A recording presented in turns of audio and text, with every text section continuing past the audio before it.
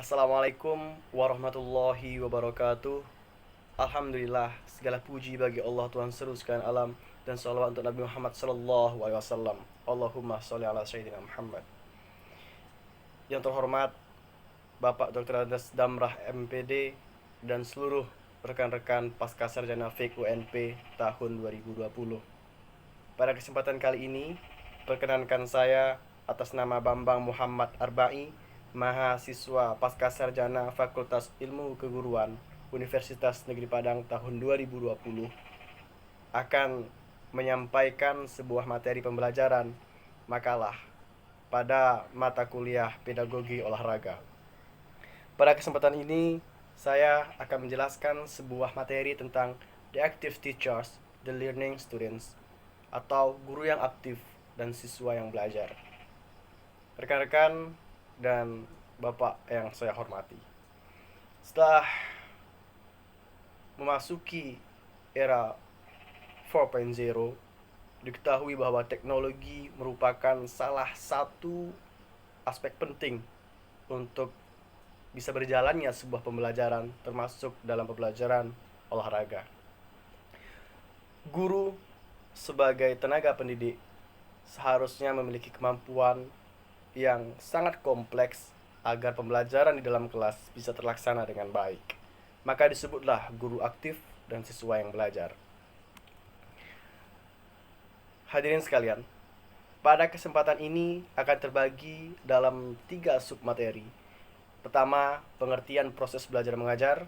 Kedua, guru dalam proses belajar mengajar. Dan ketiga, guru yang profesional. Nah, untuk yang pertama, pada materi pengertian proses belajar mengajar, diketahui bahwa belajar adalah kegiatan individu untuk memperoleh pengetahuan, perilaku, keterampilan dengan cara mengolah bahan ajar. Bahan ajar bisa dari banyak hal, termasuk guru sebagai sumber belajar atau sumber belajar yang lainnya. Sedangkan kegiatan mengajar adalah kegiatan yang dilakukan guru dalam lingkungan pendidikan agar siswa bisa mengerti, memahami, dan mengaplikasikan ilmu yang mereka dapatkan. Nah, rekan-rekan dan Bapak yang saya hormati, peran guru dalam kegiatan belajar mengajar itu ada 4. Pertama, sebagai demonstrator. Kedua, sebagai manajer atau pengelola kelas.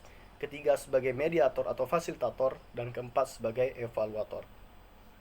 Yang pertama, untuk masuk pada demonstrator, guru hendaknya senantiasa menguasai bahan atau materi pelajaran yang akan diajarkan serta senantiasa mengembangkannya dalam arti meningkatkan kemampuannya dalam hal ilmu yang dimiliki agar siswa bisa mencapai target pembelajaran seperti yang kita harapkan.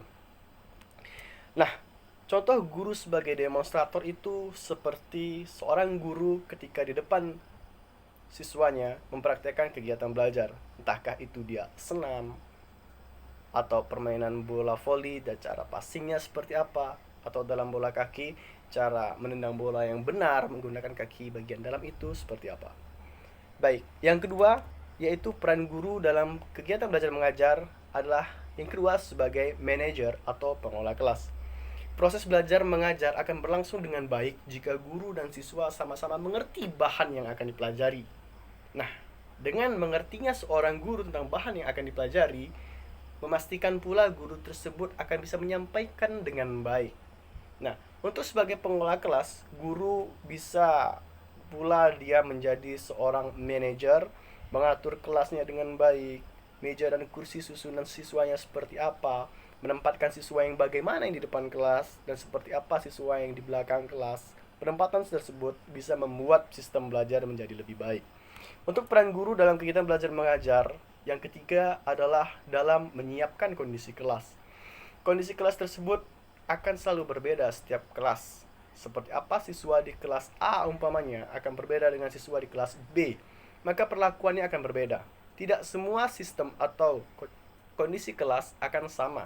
Maka diperlukan kita dalam pendewasaan diri untuk bisa menyesuaikan pada kelas seperti apa yang kita masuki.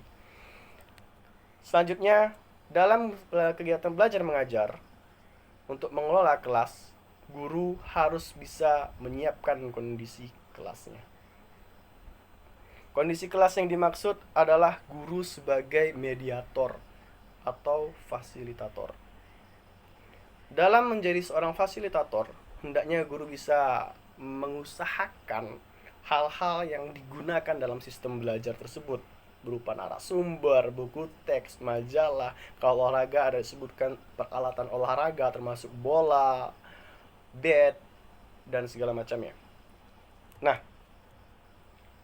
keempat disebutkan sebagai evaluator. Setelah fasilitator, kita harus menjadi seorang evaluator yang baik. Waktu-waktu tertentu selama satu periode pendidikan, seseorang pasti akan melaksanakan penilaian. Baik kita yang dinilai atau kita yang menilai. Penilaian itu penting, karena dengan penilaian guru akan mengetahui keberhasilan sampai manakah tujuan pembelajaran itu tercapai. Seperti apakah keefektifannya dia dalam mengajar. Dari penilaian kita akan tahu di mana letak kurangnya dan di mana kita harus perbaiki.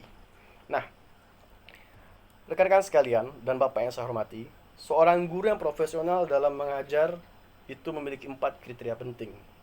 Yang pertama adalah memiliki kemampuan terkait dengan iklim belajar di kelas. Iklim belajar di kelas yang dimaksud adalah keadaan atau suasana.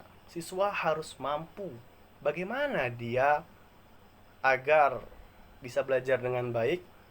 Siswa memang benar-benar harus mampu, tetapi di balik itu terdapat guru yang hebat agar siswa tersebut mampu melakukan pembelajaran yang baik.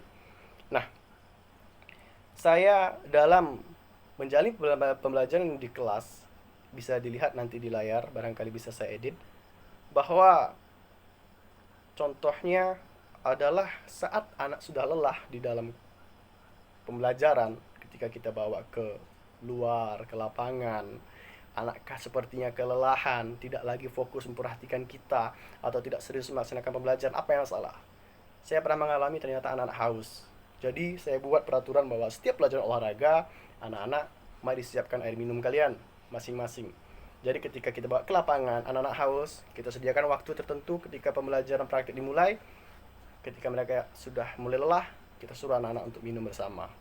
Itu sebagai contoh seorang guru profesional adalah mampu melihat iklim belajarnya seperti apa, siswanya keadaannya seperti apa. Kedua, sebagai seorang guru profesional harus mampu membuat strategi pembelajaran yang tepat. Contoh yang saya lakukan ketika mengajar adalah memastikan seluruh peserta didik membawa peralatan olahraga yang semestinya.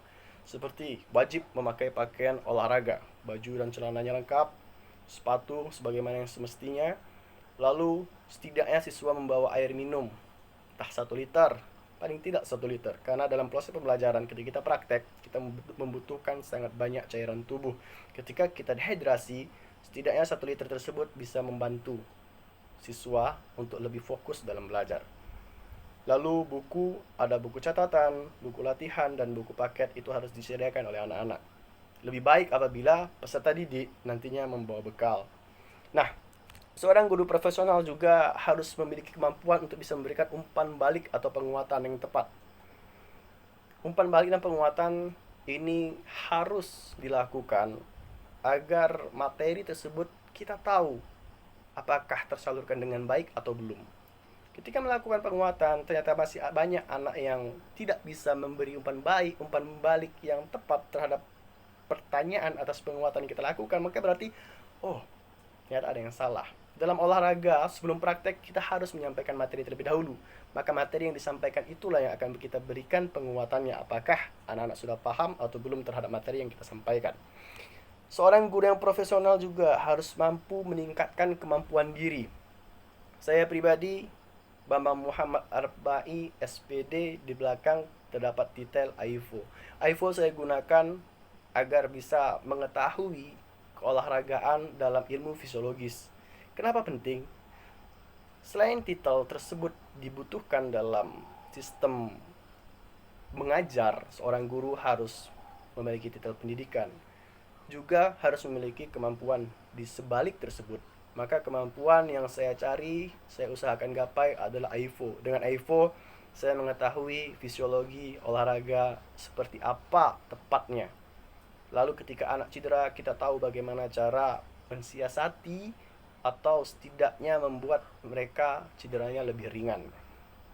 Selain AIVO, barangkali guru-guru mata pelajaran yang lain bisa mencari titel atau sertifikat atau pelatihan dalam bentuk yang lain disesuaikan terhadap mata pelajaran yang kita ampu. Demikian 4 bentuk keprofesionalan seorang guru. Nah, kesimpulannya bahwa proses belajar mengajar itu merupakan inti dari proses pendidikan secara keseluruhan. Karena dengan tatap muka belajar mengajar, maka materi bisa diajarkan kepada peserta didik, lalu peserta didik bisa memberikan timbal balik, lalu secara edukatif dapat mempraktikkan seluruh pembelajarannya dalam kehidupan mereka sehari-hari. Guru yang hebat adalah mereka yang bisa menyesuaikan diri terhadap kemampuan teknologi. Lalu guru yang hebat juga selalu berusaha untuk meningkatkan kemampuan dirinya. Dan guru yang hebat adalah yang bisa menjadi seorang evaluator yang baik.